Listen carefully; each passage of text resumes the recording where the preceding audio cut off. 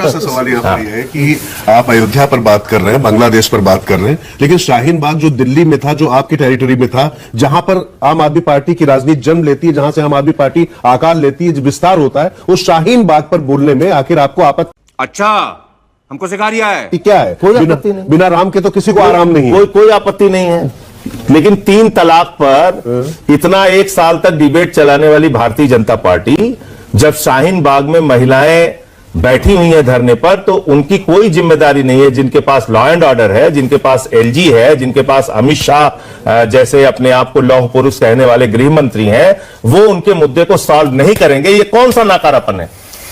और उसके मुद्दे पर केजरीवाल जी को और संजय सिंह को और आम आदमी पार्टी को और सारे नेताओं को बोलना चाहिए, लेकिन अमित शाह को नहीं बोलना चाहिए। जो उन प्रॉब्लम को सॉल्व कर सकते हैं। अमित शाह ने बोले, उस पर खैर बात मैं पूछ रहा हूं हर एक मुद्दे शाहीन बाग के धरने के मुद्दे को कौन समाप्त हमारे यहाँ ऐसा ही होता है करा सकता था? नहीं, मैं आपसे पूछ उनकी मांग किससे थी? नहीं राजेंद्र जी, मैं बड़ी विनम्रता पूर्वक पूछ रहा हूं आपसे, जो शाहीन बाग पे धरने पर बैठे हुए थे लोग, उनकी मांग क्या केजरीवाल जी सॉल्व कर सकते थे? क्या उनकी मांग केजरीवाल जी से थी? तो केजरीवाल जी सिर्फ उन्हीं मुद्दों पर बोलते हैं जिन मुद्दों पर केजरीवाल पर समाधान होता है उनके पास। आपने धरने के बारे में कहा, लॉ एंड ऑर्डर दिल्ली का आप भी जानते हैं हमारे पास नहीं था। वहां के लॉ एंड ऑर्डर सिचुएशन को देखना, देश की हर पार्टी ने संजय जी स्टैंड लिया था उस पर, हर पार्टी ने, हमने भी लिया। संजय जी, उसमें सवाल ये है, प्रश्न ये है कि सॉल्व करना था गृह मंत्रालय को, होम मिनिस्टर को, अमित शाह जी को, प्रधानमंत्री को भी, सही आप कह रहे हैं, लेकिन दिल्ली के मुख्यमंत्री के नाते संवेदना जताने के लिए मुख्यमंत्री अरविंद केजरीवाल जी को शाहीन बाग जाना तो चाहिए था, मनीष सिसोदिया को जाना तो चाहिए था, संजय सिंह को जाना तो मेरे को तो ऐसा धक धक हो रहा है, चाहिए था। ऐसा है भारतीय जनता पार्टी कितनी शातिर पार्टी है और किस तरह से वो राजनीति करती है, ये हम सब लोग बखूबी जानते हैं और समझते हैं। उनका मकसद हमारे जाने या ना जाने से नहीं था। मतलब आप उस चक्रव्यूह में नहीं घुसे।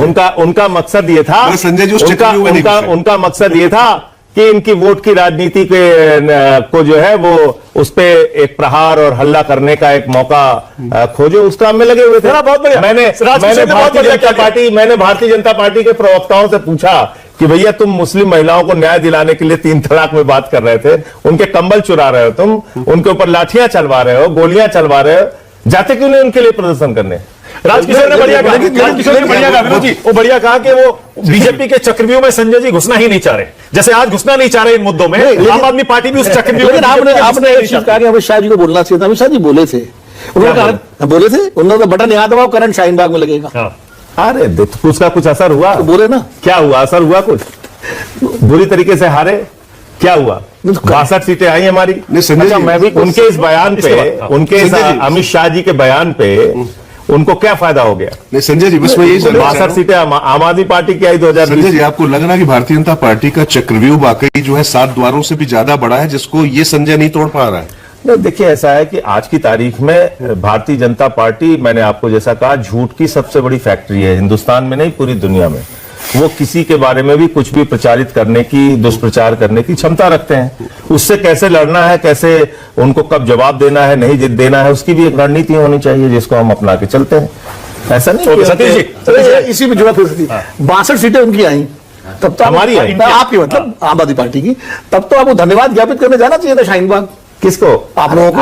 आप एक मुद्दे को पकड़ के बैठे हुए हैं। मैं कह रहा हूं हर मसले पे धन्यवाद बनता है। जहां कहीं भी अन्याय हुआ तो आप मतलब फिर हम ये बात ना करें कि हमने दिल्ली में एजुकेशन दी है, हमने बिजली फ्री दिया है, हमने पानी फ्री दिया है, वो सारी बातें हम पीछे कर टीवी पर हनुमान चालीसा भी पढ़ते हैं। संजय जी, टीवी पर हनुमान चालीसा भी पढ़ते हैं, तो हनुमान चालीसा पढ़ने का कोई ठेका ले रखा है क्या? बेटा, लगता है तुम गू खा के ही मानोगे। नहीं, आप कह रहे हैं ना कि हम हनुमान चालीसा पढ़ने का ठेका ले रखा है। आप कहते हैं स्कूलों पर चुनाव लड़े, मैं कह रहा हूं टीवी पर हनुमान चालीसा भी पढ़ते हैं। मैं ये कहता हूं कि हनुमान चालीसा पढ़ने का कोई ठेका नहीं ले रखा है बीजेपी ने या उनके नेताओं ने।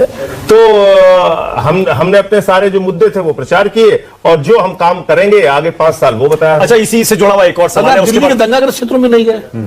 मैं खुद आपकी बात नहीं कर रहा हूं, आम आदमी पार्टी की। केजरीवाल साहब भी गए दंगाग्रस्त क्षेत्रों में, उनके साथ मैं गया था।